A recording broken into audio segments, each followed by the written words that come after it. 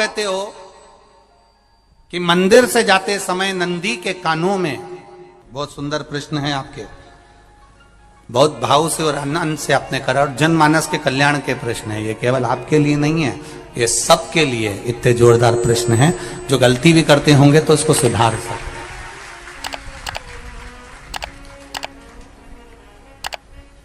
आपने कहा कि नंदी के कानों में कहना चाहिए, लोग हंसते हैं, कहते हैं बताओ वो नंदी के कानों में भगवान को कहना चाहिए। वैसे तो हम आपको एक बात बता दें कि दुनिया के लोग किसी दूसरे धर्म की कभी हंसी नहीं उड़ाते। दुनिया के लोगों को दूसरे का धर्म अच्छा लगता है।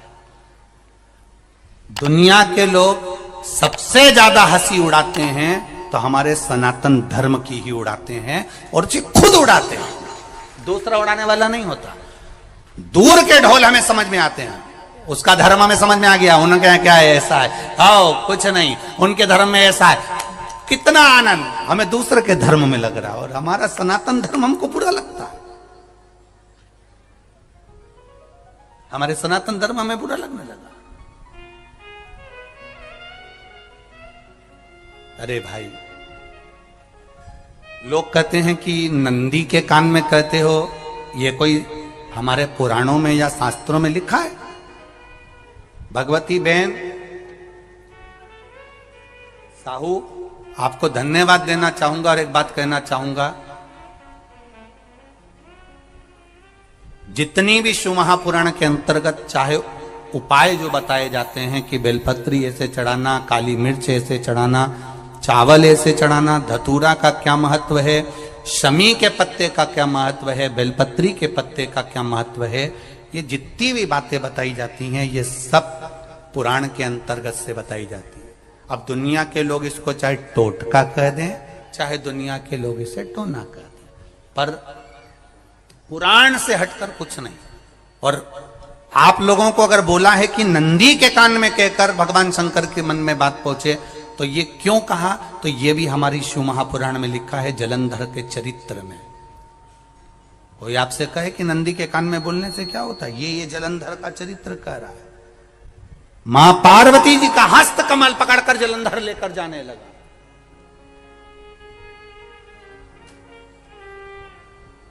वृंदा का पति लेकर जा रहा।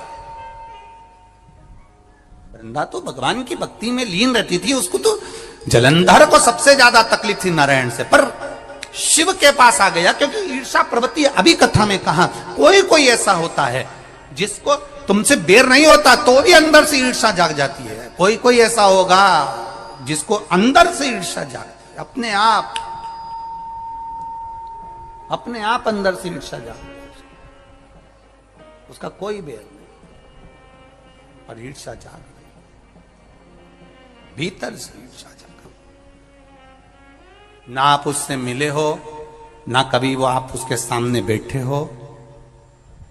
कई लोग किसी ना किसी की बुराई करते हैं तो हम लोग पूछ भी लेते हैं, क्यों साहब, उनसे मिलकर आए हो क्या तुम? कभी नहीं मिल किया, कभी उनका सामना हुआ नहीं हुआ, तो फिर बुराई क्यों कर रहा? एक ने कर दी थी इसलिए हमारे ध्यान में था तो हमने भी कर दी। लो, वो कुआं में डूब के मरेगा तो तू भी मरेगा का?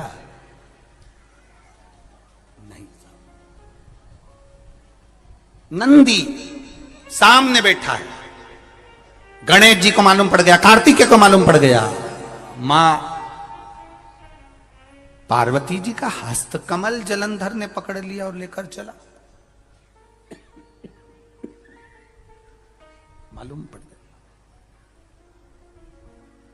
तब नहीं रहा गया। गणेश जी को क्रोध आ गया और गणेश जी महाराज आए, शिव जी को जगाने लगे, पिताजी पिताजी पिताजी कर कर जगाया, उठो पिताजी, पिताजी उठिए, पिताजी जागिए, पिता को जगा रहे हैं। भगवान शंकर नहीं उठे, तप में लीन थे। क्या करें हम,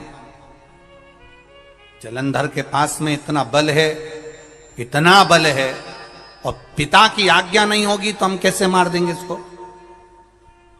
मारने को तो हम मार दें। मां ने आज्ञा करी थी कि जलंधर उसको तारकासुर को मार दो, तो कार्तिकेय ने तारकासुर को मार दिया। शिव जी की आज्ञा नहीं तो हम इसको कैसे मारें, क्या करें? सब कुछ गणेश जी ने देख लिया, शंकर जी के ऊपर बहुत बहुत बहुत बहुत प्रार्थना कर कर देख ली, पर शंकर जी नहीं जागे। तब आखिरी में विनायक ने, गणेश ने, जितनी लोग आस्था चैनल पर कथा सुन रहे हैं, जितने लोग फेसबुक यूट्यूब पर कथा सुन रहे हैं, इस बात को याद रखना कि नंदी के कान में कहने से क्या होता है वो ये इस कथा से सीख लेना। आखिरी में गणेश जी को लगा किसको कहूं, शंकर जी भी तप में हैं, नंदी भी तप में है, मैं किसको कहूं?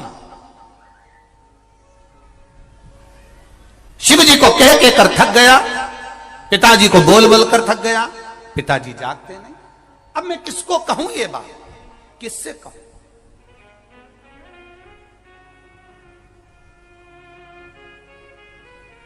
विनायक गए सीधे अब नंदी के पास में। नंदी भी तप में लीन थे, शंकर जी की ओर मुख था, शंकर जी की ओर मुख था। गए और जाकर तुरंत विनायक ने नंदी के कानों में जाकर कहा, नंदीश्वर, मैया का हाथ पकड़कर जलंधर लेकर जा रहा है, पिताजी तप में लीन है, कृपा करिए ना। बस केवल नंदी के कान में कहा, गणेश जी दूर हट गए। नंदी के कान में कहा, शंकर जी के नेत्र खुल गए, शिव जी के नेत्र खुले। ध्यान देना जरा, इस शिव महापुराण की, आशुतोष शिव महापुराण की कथा, जो कथा यहां कही जा रही है, यह कथा पहले के चरित्रों में सुनने को नहीं मिली होगी। जरा ध्यान देना इस संवाद पर, जितने लोग आस्था चैनल पर, जितने फेसबुक यूट्यूब पर सुन रहे हैं। सनातन धर्म की हंसी उड़ाने वाले कह देते हैं नंदी के कान में कहने से क्या होता है, नंदी के सामने जाकर बोलने से क्या होता है, नंदी के पास बैठकर बोलने से क्या होता है, नंदी के पास बैठकर शंकर जी का मात्र दीदार करने से क्या होता है, दर्शन करने से क्या होता है। वो अच्छे से समझ लेना, जो लोग सनातन धर्म पर उंगलियां उठाते हैं, वो अच्छे से समझ लें इस बात को।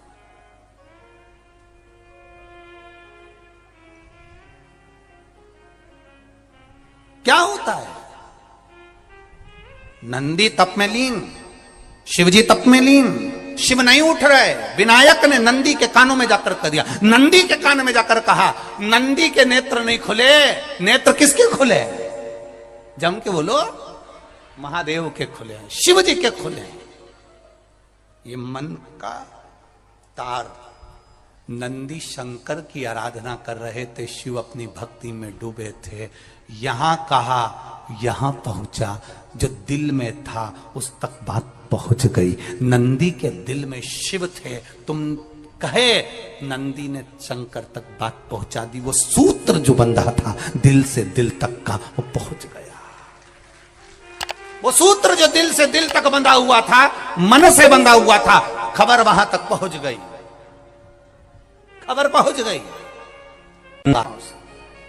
उसको जानो, लुटाइए, ये मौका मिला है आनंद का, दिल से प्रेम लुटाओ। नंदी से कहा, नंदी ने देवादिदेव महादेव से नहीं कहा, केवल नंदी आंख बंद कर कर बैठे थे। कहते सही भगवान गणेश के शब्द शिव जी तक पहुंच गए, शिव जी के नेत्र खुल गए और उन्होंने जलंधर के पास पहुंचकर पार्वती जी का हस्त कमल छुड़वाया। जरा विचार करिएगा, आप नंदी से कहते हो मेरे महादेव तक बात पहुंच जाती है, आपको केवल नंदी से प्रेम से कहना है, नंदीश्वर मेरे बाबा, ए मेरे बाबा, आप रोज शिव जी को लेकर भ्रमण पर निकलते हो, मुझे बहुत दुख है, आप मेरे दुख को मिटाने के लिए मेरे दरवाजे पर क्यों नहीं आते? नंदीश्वर से कहा, शिव जी तक बात पहुंच जाएगी, शंकर के नेत्र आपके लिए खुल जाएंगे और महादेव आपके यहां खड़ा मिलेगा, मेरा महादेव आपके पास में खड़ा मिलेगा। आशुतोष महापुराण की कथा कहती है, लोग कहते हैं नंदी को कहने से क्या होता है, ये शिव तत्व की कथा आशुतोष शिव महापुराण कह रही है। कहा वहां तक पहुंचा, दिल से दिल का जो भगवान नंदी के कानों में कुछ कहकर आते हैं। बोले हो कभी? सीधे बोल देते हो क्या जाकर? नंदी के कानों में कहने का भी एक तरीका है, आप लोगों को मालूम होगा वो तरीका? नहीं मालूम? ये बेलपत्री की जो डंडी रहती है ना, बीच का जो भाग है, ध्यान दिए ना जरा सा, ये बीच की जो डंडी है, फिर से देखिए, बेलपत्री के 2 पत्ते और उसके पास में जो बीच की जो डंडी का भाग है, दिख रहा है आप लोगों को? ये 2 डंडी, ये बीच की 2 पत्ती और उसके बीच में जो 2 डंडी का भाग होता है।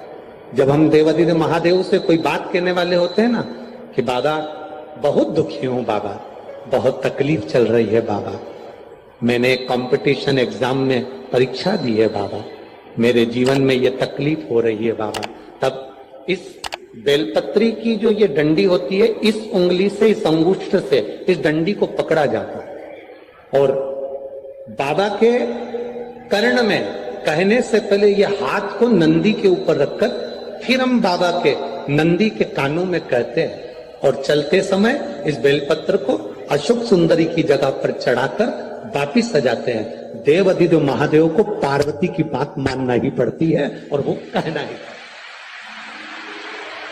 ये बेलपत्र की महत्व,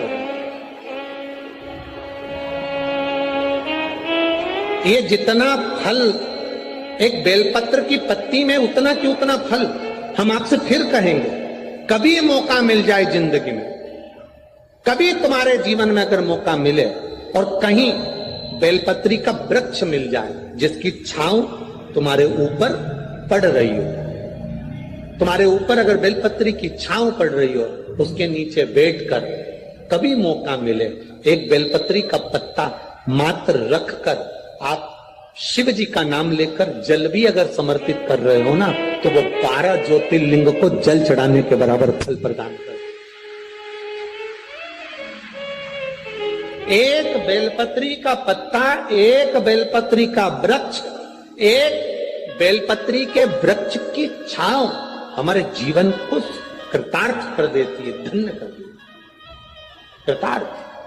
कभी भी शंकर के मंदिर में जाओ, शिव जी का पूजन कर जब वापिस आओ, तो शंकर भगवान के मंदिर में जो बाहर नंदी बैठता है, उसके कानों में ओम नमः शिवाय बोलकर अपने मन की कामना उसके कानों में बोलकर आप आ जाइए, आपकी कामना 3 महीने में पूरी हो जाती है। नंदी के ईश्वर भगवान का स्मरण करिए। अगर 7 बेलपत्र आप शंकर को समर्पित करते हो तो 1 बेलपत्र नंदी भगवान पर भी अवश्य समर्पित करो। नंदीश्वर भगवान शिव को समर्पित, 1 बेलपत्र नंदी के ईश्वर की ओर चढ़े। और बहुत ध्यान दीजिए महाराज, अगर कोई काम अटक रहा है, नहीं हो रहा, बहुत प्रयास करा, तो भगवान शंकर के मंदिर में 5 बेलपत्र चढ़ाइए। और शंकर भगवान की जो छोटी लड़की है अशोक सुंदरी, आपको बताया था ना अशोक सुंदरी का स्थान, भगवान शंकर की 6 लड़कियां हैं, उसमें से सबसे छोटी लड़की अशोक सुंदरी की जगह पर 1 बेलपत्र चढ़ाइए। फिर 1 बेलपत्र नंदीकेश्वर पर चढ़ाइए और नंदीकेश्वर पर चढ़ाने के बाद भगवान शंकर के मंदिर के बाहर चौखट पर दिया लगा दीजिए साइड में, और फिर अपने घर पर आ जाइए, आपका कार्य सफल होना प्रारंभ हो जाएगा। नंदीकेश्वर भगवान नंदीकेश्वर का स्मरण कर लेने पर जीवन आनंद सुख की अनुभूति करता है, आनंद सुख को पाता। भगवान नंदीकेश्वर का पूरी दुनिया में केवल एक केदारनाथ ही एक ऐसा है जहां पर ओम कुंड विराजमान है। कौन सा कुंड है वहां पर? ओम कुंड। जो बच्चा हकलाता है, तोतला बोलता है या गूंगा होता है, जिसकी वाणी नहीं होती, वो अगर ओम कुंड पर जाकर ओम बोलने का प्रयास करता है तो जितनी देर तक उसके मुंह से घुंड की आवाज निकलती है, उतनी देर तक ओम कुंड में से पानी का बुलबुला निकलता रहता है। और 7 या 8 बार बोलने